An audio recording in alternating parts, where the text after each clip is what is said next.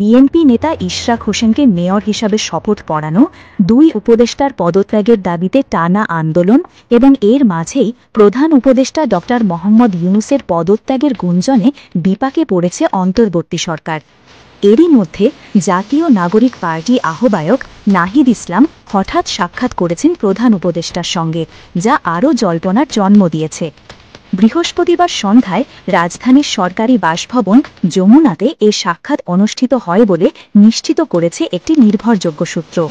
সূত্রটি জানায়, সন্ধ্যা ৬টা ৩০ থেকে ৭টা পর্যন্ত ড ইউনূসের সঙ্গে একান্ত বৈঠকে বসেন নাহিদ ইসলাম। বৈঠকে উপস্থিত ছিলেন তথ্য উপদেষ্টা মাহফুজ আলম এবং উপদেষ্টা আসিফ মাহমুদ সজীব ভুঁইয়া। এনসিপির শীর্ষ পর্যায়ের একাধিক সূত্র জানিয়েছে, এই বৈঠকে প্রধান উপদেষ্টার পদত্যাগ ইস্যুই ছিল মূল আলোচ্য বিষয়। গণমাধ্যমের পক্ষ থেকে এ বিষয়ে জানতে চাইলে নাহিদ ইসলাম সাক্ষাতের বিষয়টি নিশ্চিত করলেও এ নিয়ে কোনো মন্তব্য করতে রাজি হননি। এদিকে সামাজিক যোগাযোগ মাধ্যমে ব্যাপকভাবে ছড়িয়ে পড়েছে একটি গুজব, যেখানে দাবি করা হচ্ছে প্রধান উপদেষ্টা ড মোহাম্মদ ইউনূস পদত্যাগ করেছেন। বিষয়টি ঘিরে দেশ জুড়ে সৃষ্টি হয়েছে চাঞ্চল্য। তবে অনুসন্ধানে জানা গেছে, এ গুজবের উৎস একটি ভুয়া চিঠি এবং ২০১১ সালের একটি পুরনো সংবাদ। মূলত ২০১১ সালের ১৩ মে ইংরেজি দৈনিক দ্য ডেইলি স্টারে প্রকাশিত এক প্রতিবেদন থেকে বিভ্রান্তি ছড়ানো হচ্ছে।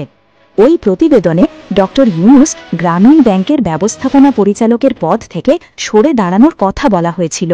সেই পুরনো সংবাদটি বর্তমান প্রেক্ষাপটে বিকৃতভাবে ব্যবহার করে দাবি করা হচ্ছে তিনি অন্তর্বর্তী সরকারের প্রধান উপদেষ্টার পদ থেকে সরে দাঁড়িয়েছেন।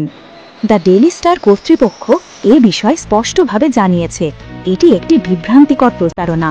পুরনো একটি প্রতিবেদনকে বর্তমান পরিস্থিতির সঙ্গে মিশিয়ে মিথ্যা তথ্য ছড়ানো হচ্ছে। বিশ্লেষকরা বলছেন, রাজনৈতিক অস্থিরতার এই সময়ে এমন গুজব ছড়িয়ে দেওয়ার মাধ্যমে জনগণকে বিভ্রান্ত করা এবং সরকারের ওপর চাপ তৈরি করাই হতে পারে উদ্দেশ্য।